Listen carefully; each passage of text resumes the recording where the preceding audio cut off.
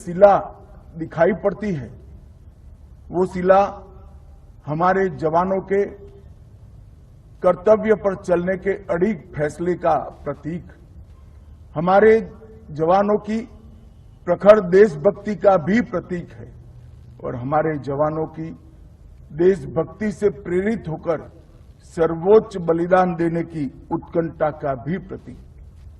हम सभी जानते हैं कि आज के दिन ही 1959 में सीआरपीएफ के 10 जवानों ने चीन की सेना का डटकर मुकाबला करते हुए अपने प्राणों की आहुति दी है।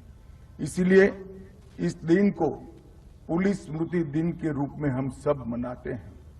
हमारे देश के प्रधानमंत्री श्रीमान नरेंद्र मोदी जब प्रधानमंत्री बने तब उन्होंने तय किया कि दिल्ली की हृदय स्थली के अंदर इनके बलिदानों के सम्मान के रूप में एक पुलिस स्मारक बनाया जाए जो सालों सालों तक युवा पीढ़ी को प्रेरणा देता रहे, सालों सालों तक हमारे देश भर के नागरिकों को ये स्मृति दिलाता रहे कि आज हम सुरक्षित हैं, हम विकास के रास्ते पर आगे चल रहे हैं, हमारे परिवार चैन की नींद सो रहे हैं।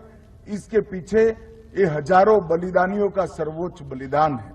और आज मैं ये कहना चाहता हूं कि 36,468 पुलिस के जो जवानों ने, अलग अलग बल के कर्मियों ने जो अपना सर्वोच्च बलिदान दिया है, उसी के चलते आज देश इतनी प्रगति कर पाया है।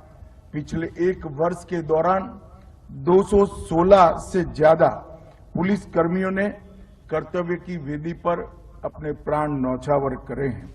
हमारा देश इन जवानों का सदैव ऋणी रहेगा। कृतज्ञ राष्ट्र की ओर से ये 216 पुलिस कर्मियों को मैं मनपूर्वक श्रद्धांजलि अर्पित करता हूं और उनके परिजनों को विश्वास दिलाना चाहता हूं कि जिस हेतु के लिए आपके परिवारजन ने सर्वोच्च बलिदान दिया है उसको हम विफल नहीं होने देंगे। कितनी भी दिक्कतें आए, कितनी भी आपदा आए, मगर जो उद्देश्य राष्ट्र की सुरक्षा को है उसको हम नीचे नहीं आने देंगे। हमारे पुलिस बल का राष्ट्र की सुरक्षा हेतु सर्वोच्च बलिदान देने का एक अविरल परंपरा रहा है। हमारा गौरवशाली इतिहास भी रहा है। हिमालय की दुर्गम चोटियों से लेकर कच्छ और बाड़मेर जैसे विषम मरुस्थलों तक और विशाल सागरों की निर्भीक होकर रक्षा करने वाले जवान ही तो है जो देश को सुरक्षित करते हैं। आज मैं इस कार्यक्रम के माध्यम से देश की जनता को बताना चाहता हूं कि विगत एक दशक के अंदर कश्मीर, वामपंथी उग्रवाद और उत्तर पूर्व के ये तीनों क्षेत्र जो अशांति के लिए सालों से हमारे लिए चिंता का विषय बने थे, ये 10 साल में हमारे जवानों के कर्तव्य के चलते, हमारे जवानों के कर्तव्य परायणता के चलते आज हम उसमें करीब करीब संपूर्ण शांति प्रस्तापित करने में सफल हुए हैं। मगर आज मैं ये भी कहना चाहता हूं कि हमारी लड़ाई समाप्त नहीं हुई। ड्रोन की उभरती हुई चुनौती, नारकोटिक्स का कारोबार, साइबर अपराध, एआई का उपयोग कर अनेक प्रकार की अशांति फैलाने का प्रयोग, धार्मिक भावनाओं को उकसाने के षड्यंत्र, घुसपैठ, अवैध हथियार की तस्करी और आतंकवाद, ये सभी खतरे हमारे सामने चुनौती बनकर खड़े हैं। परंतु मैं आज यहां से देश की जनता को आश्वस्त करना चाहता हूं, खतरे और चुनौतियां कितनी भी बड़ी हो, हमारे जवानों के अड़िग प्रण के सामने वो टिक नहीं पाएगी।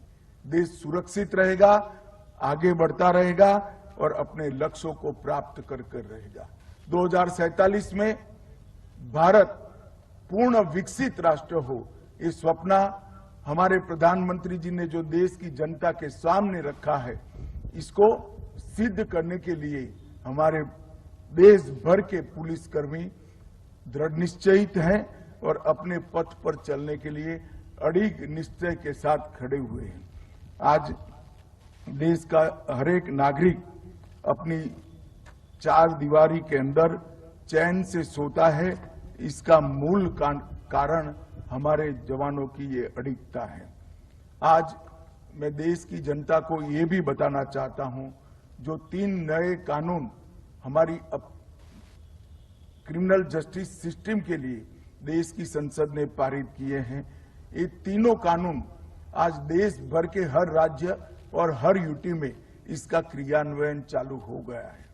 इसके लिए जो इंफ्रास्ट्रक्चर का निर्माण था वो करने का काम भी 5 साल पहले ही चालू कर दिया गया था और बाकी सारी व्यवस्थाएं करते करते और 3 साल होंगे।